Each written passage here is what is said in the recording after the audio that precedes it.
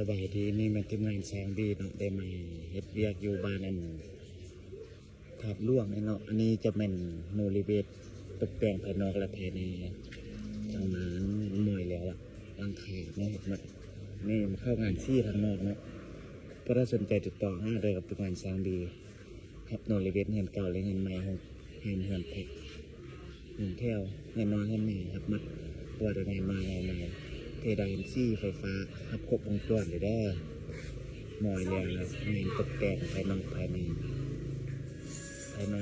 เลยมีมอยแล้วไกลแล้ว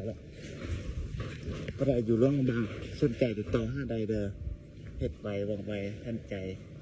อันนี้ได้7-10คนงานเลยนะได้7 มือนี่เราเฮ็ดเลี้ยงภายในแล้วภายในคนนี้ทำงานซี่งานกะโลเพดานเฮ็ดนี่จะได้เฮ็ดตกแต่งภายนอกและภายในเงินรีเวท